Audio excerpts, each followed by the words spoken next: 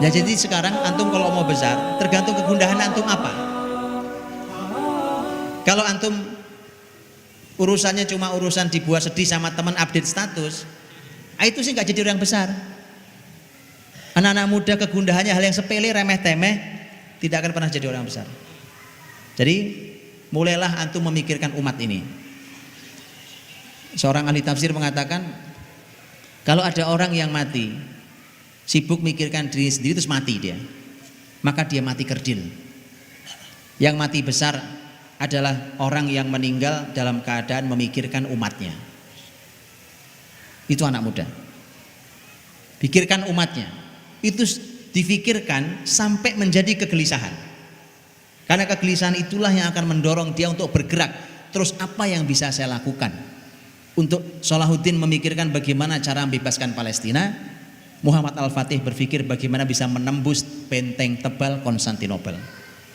Ayo sekarang antum mikirin apa sekarang itu ya. Jadi PR besar antum sekarang itu.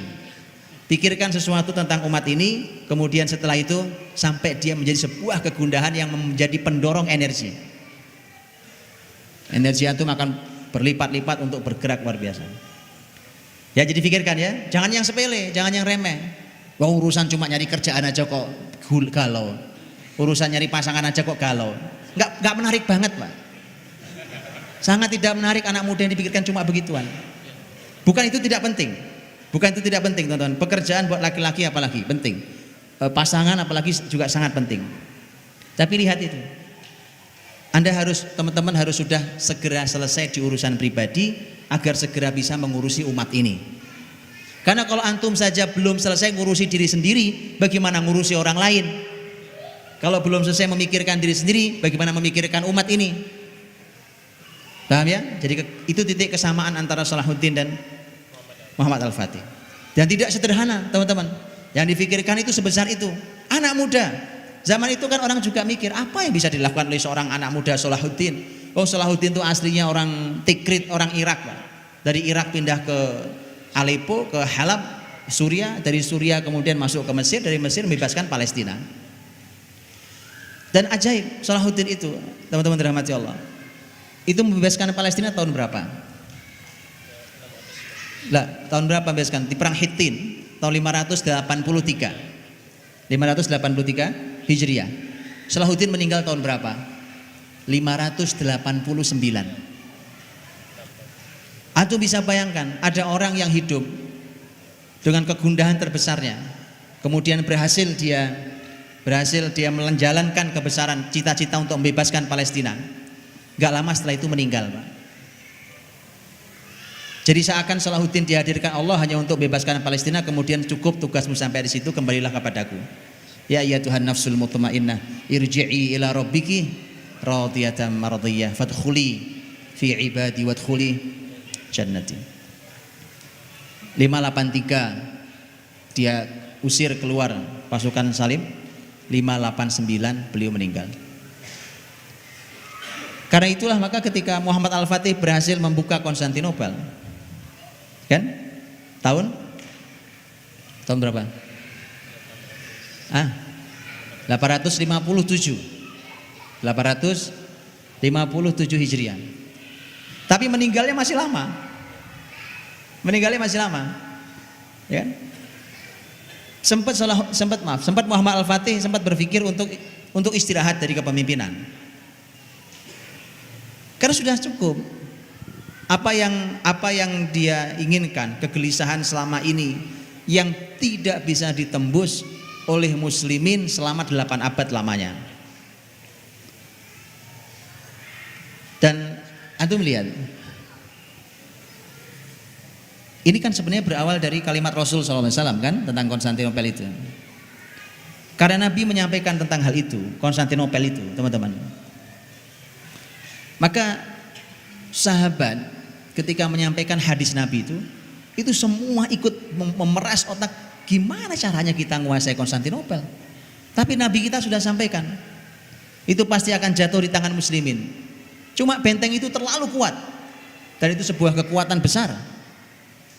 Eropa kekuatan besar, separuhnya setidaknya ada di wilayahnya Kristen Ortodoks, separuhnya kurang lebih ada di Kristen Katolik, Roma. Jadi antara Konstantinopel dan Roma. Karenanya sahabat pun itu Nabi bersabda, sahabat itu juga sudah nyoba. Yuk kita coba yuk. Utsman bin Affan radhiyallahu anhu, sahabat Nabi SAW, khalifah ketiga. Itu sudah bicara tentang Konstantinopel. Sudah bicara tentang Konstantinopel. Kenapa? Karena ini Nabi kita bersabda, cuma caranya nyampe sana bagaimana? Caranya membuka Konstantinopel bagaimana? Itu kegelisahan semua generasi Islam. Itu maksud saya. Sampai Utsman menduga, lihat dugaan sahabat Utsman. Lihat dugaannya beliau mengatakan begini. Kata Utsman, Konstantinopel itu rasanya akan dibuka melalui Andalusia itu, melalui jalur selatan itu. Makanya siapapun yang nanti ikut andil membuka Andalusia, dia akan mendapatkan pahala membuka Konstantinopel. Itu prediksinya. Tapi ternyata masuknya bukan lewat situ. Ternyata masuknya bukan lewat barat tapi lewat timur. Nah, teman-teman dirahmati Allah, karenanya ketika antum baca nanti biografinya tabi'in luar biasa, yaitu Abdurrahman Al-Ghafiqi rahimahullah taala. Abdurrahman Al-Ghafiqi rahimahullah taala itu pemimpin Andalus yang dahsyat luar biasa. Itu baru di kisaran sekitar tahun 114 Hijriah. 114 Hijriah. 114 Hijriah itu Islam sudah sampai ke Perancis Selatan. Melalui tangan sediantaranya adalah pemimpin hebat dan itu tabi'in, yaitu Abdurrahman Al-Ghafiqi rahimahullah taala. Abdurrahman Al-Ghafiqi kenapa ingin betul dari mulai Spanyol masuk ke Portugal, kemudian masuk ke Prancis, dan kurang lebih hanya sekitar 30 kilo menjelang Paris. Itu Islam tuh. Itu tahun 114 sudah sampai sana. Kenapa? Karena tadi setiap zaman membawa kegundahan itu. Kenapa? Dia mau masuk ke kedua kota yang dilewatinya. Karena setelah Prancis adalah Italia dan di sana ada Roma, setelah Roma adalah Konstantinopel. Tapi semua orang tahu Konstantinopel duluan sebelum Roma. Maksud saya adalah teman-teman, generasi Islam itu kegelisahannya. Nah, itu kegelisahannya. Kalau babnya hanya handphone nggak ada pulsanya, nggak usah gelisah-gelisah amat. Ya, sekali lagi mohon teman-teman mengubah cara berpikirnya, antum naikkan kualitas kegelisahannya, gelisah memikirkan umat ini.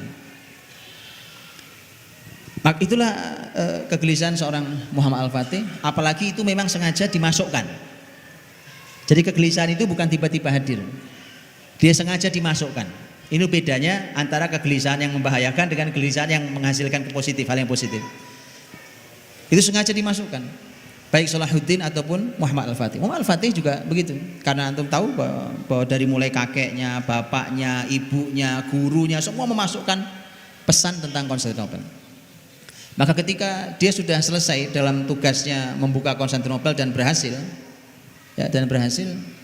maka setelah itu dia akan pengen pensiun dari kepemimpinan. Sudah selesai,